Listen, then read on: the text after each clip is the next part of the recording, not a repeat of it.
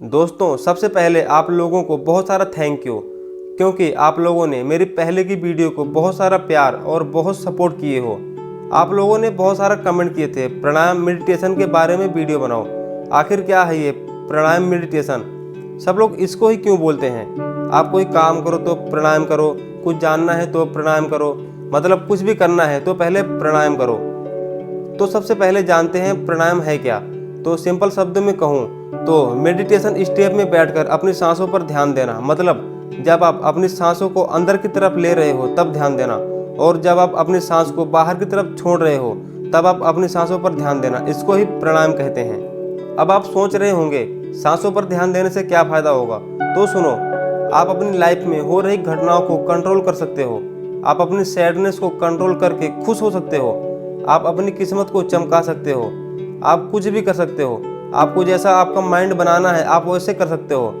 तो सबसे पहले यह जान लेते हैं आखिर सांसें इतनी इम्पोर्टेंट क्यों होती हैं। मान लीजिए आप कहीं जा रहे हो, या आप कहीं बैठे हो, या आप पढ़ रहे हो, या आप किसी के ऊपर गुस्सा करते हो, तब आपने ध्यान दिया होगा जब आप किसी पर गुस्सा करते हो तब आपकी सांसें बहुत तेज हो जाती है, और जब आप शांत रहते हो तब आपकी सांसें नॉर्मल या धीमी हो जाती है। यानी आप कुछ भी कर सकते हो, उसमें आपकी सांसें चेंज हो जाती है। अगर आप ध्यान दो तो सब चीज़ आपकी सांसों पर निर्भर होती है। दोस्तों, अगर मैं कहूँ आप अपनी सांसों को ही कंट्रोल कर लीजिए, तब आप अपने आप ही सब चीज़ों पर काबू करने लगोगे। जैसे आप किसी पर गुस्सा या हाइपर होकर बोलते हो तो उस समय आपकी सांसें बहुत तेज हो जाती है। अगर आप उसी समय अपनी सांसों को कंट्रोल कर लिए या नॉर्मल कर लिए, तब आप अपने आप ही शांत हो जाओगे।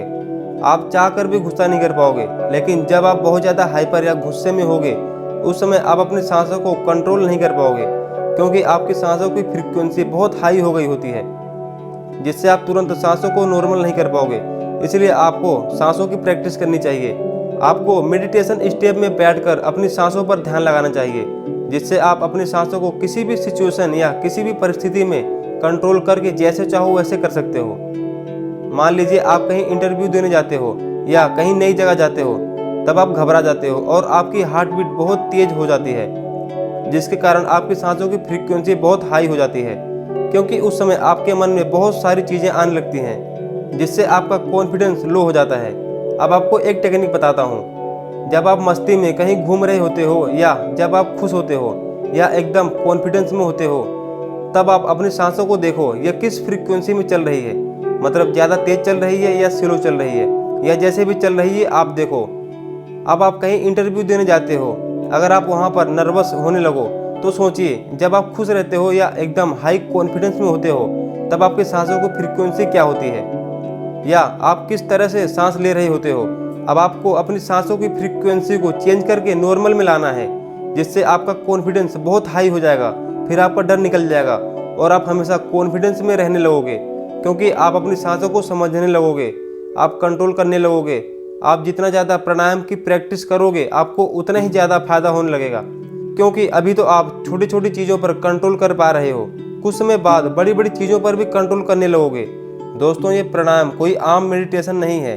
अगर आप इसको सही तरीके से कंटिन्यू करते हो तब आप अपनी मृत्यु पर भी कंट्रोल कर सकते हो। प्राणायाम शब्द का मतलब ही यही है, प्राण प्लस वायु, और प्राण ही वायु हो जिसको हम सांस लेते हैं। अब आप समझ गए होंगे प्राणायाम हमारे जीवन के लिए क्यों जरूरी है। इससे आप कुछ भी कर सकते हो जो आप पाना चाहते हो। आप अपनी प्रैक्टिस को छोड़ना मत, कंटिन्यू करते रहना। दोस्तों, अगर आपको वीडियो में कोई बात समझ ना आई हो तो आप कमेंट में ज़रूर बताना, और मिलता हूँ ऐसी अगली वीडियो में। अगर आप मेरे चैनल पर नए आए हो तो चैनल को सब्सक्राइब करके बेल आइकन को प्रेस कर देना।